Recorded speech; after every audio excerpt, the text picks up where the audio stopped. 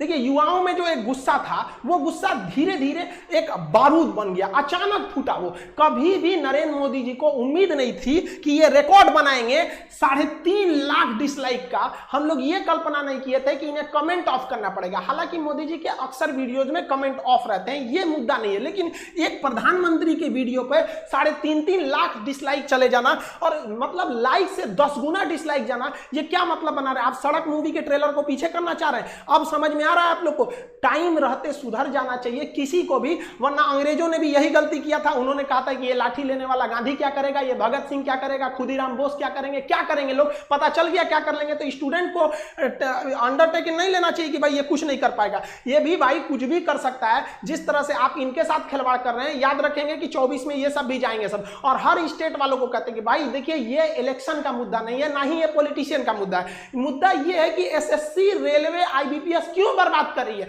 हम लोग गवर्नमेंट को केवल इसीलिए टारगेट कर रहे हैं क्योंकि ये संस्थाएं गवर्नमेंट के अंडर में काम करती है, वरना हम लोग को राजनीति से क्या मतलब है। टीचर अपने राजनीति से दूर रहता है, कोई इसमें भाग नहीं लेता है। लेकिन आज जो अन्याय होते जा रहा है, अब ये बर्दाश्त के बाहर हो गया है। बर्दाश्त के बाहर इसलिए हो गया है कि अब पूरा शिक्षित समाज अब खड़ा हो गया। और जब कभी भी शिक्षित समाज खड़ा हुआ है तो इतिहास गवाह है वो क्रांति की पहली दहलीज होती है, क्योंकि शिक्षित समाज को बेवकूफ बनाना आसान नहीं होता है। आप देखिए नई नौकरी को तो गोली मारी है, नया नौकरी तो भाई उम्मीद ही नहीं है कि निकलेगा। जो नौकरी निकली हुई है, जो 18 की वैकेंसी उसे क्लियर नहीं हो पा रहे हैं लोग, जो 19 में वैकेंसी आई थी वो क्लियर नहीं हो पा रही है। रेलवे वाले को पता ही नहीं चल रहा है कि भाई उनका एग्जाम होगा या नहीं होगा, होगा तो कब होगा, कोई ठीक नहीं चल रहा है। उसके बाद भी अगर गलती से कोई एग्जाम हो जाता है तो पेपर लीक हो जाता है। आप जरा सोचते चलिए, कभी आपने सुना है कि यूपीएससी का पेपर लीक क्यों नहीं हुआ? यूपीएससी नहीं लीक होता है, क्यों? क्योंकि वहां यूपीएससी में इतने छांटे हुए लोग को ही भेजा जाता है कि वो पेपर लीक होने ही नहीं देंगे। और एसएससी में, रेलवे में जानबूझ के ऐसा कचड़ा अधिकारियों को भरा जाता है कि ये लोग जानबूझ के पेपर लीक करवा दे, और जो पैसा मिलेगा तो इन लोग अपनी फैमिली को ट्रिप लेके जाएंगे लोग स्विट्जरलैंड घुमाने के लिए, और बच्चों का भविष्य का बेड़ा गर्क करेंगे। कभी यूपीएससी का पेपर लीक करके दिखा दीजिए, और यहाँ हम गारंटी करते हैं कोई भी एग्जाम एसएससी लेती है या कोई भी व्हाट्सएप पे पेपर आ जाता है, उसका इमेज स्क्रीनशॉट आने लगते हैं सर आधा घंटा 1 घंटा पहले कि ये क्वेश्चन आएंगे सब। देखिए सबसे बड़ा प्रॉब्लम क्या होता है ना कि सरकार की इच्छा शक्ति है या नहीं है। हम आपको 2019 का एग्जाम्पल देखिए, 2019 में 55 करोड़ लोगों ने वोट दिया। ये छोटा मोटा वोट नहीं था, 55 करोड़ लोग ने वोट दिया। 1 लाख सेंटर बनाए गए वोटिंग डालने के लिए, विद पूरी सिक्योरिटी के साथ वोट डाला गया, सबका उनका पर्चा दिया गया, आप जाके वहां वोट डालिए, 55 करोड़ लोग का। लेकिन इस 2019 के इलेक्शन से जस्ट 1 महीना पहले मार्च 2019 में एक वैकेंसी निकाली गई, 90,000 रेलवे की वैकेंसी निकाली गई। लोगों को लगा कि ये वैकेंसी उनके भविष्य के लिए, लेकिन भविष्य के लिए नहीं था। ये इसलिए मार्च में निकाला गया था क्योंकि अप्रैल में इलेक्शन थे, और इलेक्शन हो भी गया, 55 करोड़ लोग वोट भी दिए। अप्रैल में इलेक्शन चालू हुआ, मई में रिजल्ट आ गया, प्रधानमंत्री लोग बन गए, लोग सांसद बन के घुस गए, लोग संसद भवन के अंदर, दिल्ली एकदम बढ़िया से ऐश से जी रहे हैं। लेकिन उसी वैकेंसी में इस 90,000 पोस्ट के लिए लगभग 3 करोड़ लोगों ने फॉर्म भरा था।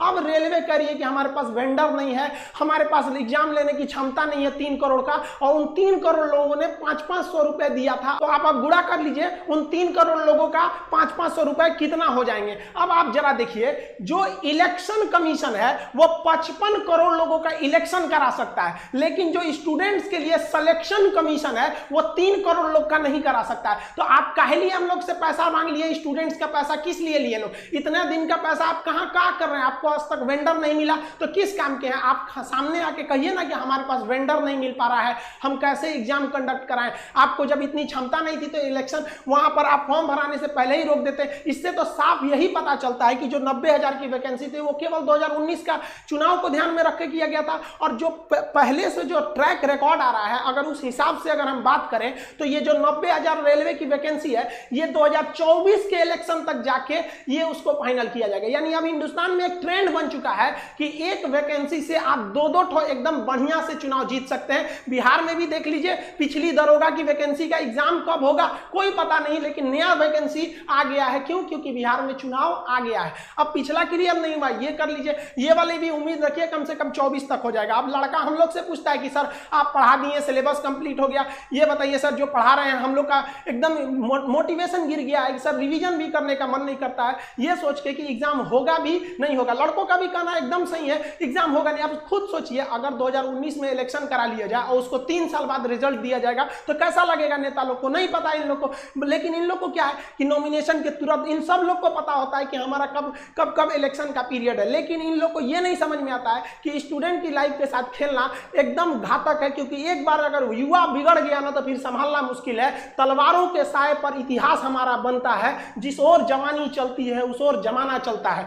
गवर्नमेंट को नहीं भूलना चाहिए कि ये युवा ही है जिन्होंने इस सरकार को फर्श पे पड़ी थी, इसे उठाकर अर्श पे पहुंचा दिया। लेकिन जिस दिन युवा बिगड़ेगा ना उस दिन अर्श से उठा के फिर फर्श पर फेंक देगा, टाइम नहीं लगेगा। जिसको आप धीरे धीरे देख रहे हैं, युवाओं के बीच में इतना क्यों खोल रहा है, मन क्यों खोल रहा है? क्योंकि युवा अपने आप को ठगा महसूस कर रहा है और हमेशा पढ़े लिखे स्टूडेंट्स का ही आवाज दबाया जाता है। रीजन क्या है कि शिक्षा एक ऐसी चीज होती है ना जो आपके अंदर सवाल पूछने की क्षमता पैदा कर देती है। वो जानते हैं कि सोचरा पढ़ लिख लेगा ना तो सवाल पूछने लगेगा। अगर नौकरी हो गई तो मेरे चुनाव की रैली में कौन जाएगा? एक पढ़ा लिखा इंसान, एक नौकरी करने वाला इंसान कभी नहीं जाता है रैली उली में। क्यों? क्योंकि वो यूट्यूब पे देख लेगा क्या भाषण है, ट्विटर पे देख लेगा। इसीलिए गवर्नमेंट चाहती है भाई साहब अनपढ़ रहो लोग, हमारी अलग अलग पार्टियां 75 पार्टी हिंदुस्तान में, ससुरा 4000 से ज्यादा पार्टियां, उनका झंडा लेके ढोते रहो। लेकिन हम लोग को देखिए ये जो विवाद है ये कोई राजनीति से विवाद नहीं है।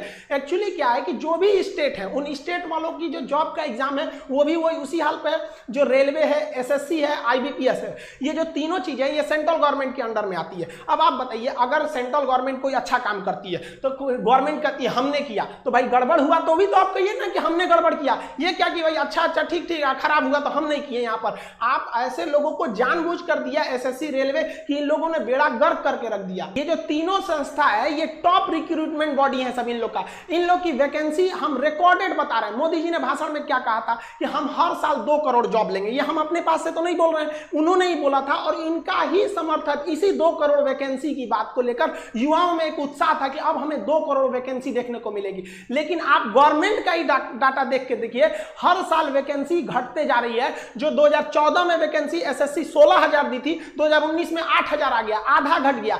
आईबीपीएस जो 21,000 कभी वैकेंसी दी थी 2020 में आते आते उसका केवल 1100 वैकेंसी पे बच गया। इतना भयानक तो भाई जब कहीं पे भी नहीं हुआ। ये तो हमको लगता है कि ये सब जो आप देख रहे हैं एसएससी हो गया, रेलवे हो गया, आईबीपीएस, ये सब कोरोना से भी ज्यादा खतरनाक है। सब ये स्टूडेंट्स के लिए कैंसर बन गए। इन सबको चेंज करना पड़ेगा। यहाँ पर सीईटी लिया दो, क्या मतलब बनता है सीईटी लिया को? सीईटी ले आओ, लड़कों को पीटी में पास करा के फिर मेंस में लड़ाओ। वहां पर ये लोग किसी काम के नहीं। इन लोग में एकदम रिफॉर्म की जरूरत है। जब तक इन लोग की नौकरी पे सवाल नहीं आएगा, सीधी गवर्नमेंट को रूल बनाइए भाई साहब, जितना दिन तक एग्जाम लेट होगा उतने दिन तक इनकी सैलरी रोक लो। या फिर आप सैलरी, इन लोग को पता है हमारी सैलरी थोड़ी ना रुकने वाली है। एग्जाम 5 साल जाए या 10 साल जाए या नहीं हो, कैंसिल हो जाए, कोई मतलब नहीं बनने वाला है। इन लोग को किसी चीज से मतलब नहीं है। इसी बीच में इन लोग को आप कुछ पूछिए इन लोग को, तो अभी कोरोना चल रहा है भाई साहब। कोरोना के बीच में क्या कोरोना के बीच में सारा काम रुक गया? कोरोना के बीच में बड़े बड़े पॉलिटिशियन वाले काम हो गए सब। यहाँ पे लड़के ये प्रोटेस्ट पे प्रोटेस्ट कर रहे हैं, जेई वाले, नीट वाले, की भाई साहब हम लोग को क्यों जान लेना चाह रहे हैं? आप कोरोना के बाद एग्जाम ले लीजिएगा। नहीं, कोरोना के बीच में ही लेंगे, कोरोना तो चलता रहेगा। तो भाई साहब आप रिजल्ट भी दे दीजिए ना, कोरोना चलता रहेगा। इसमें इन लोग की सबको कोरोना दिखता है, जब रिजल्ट की बारी आ जाती है तब।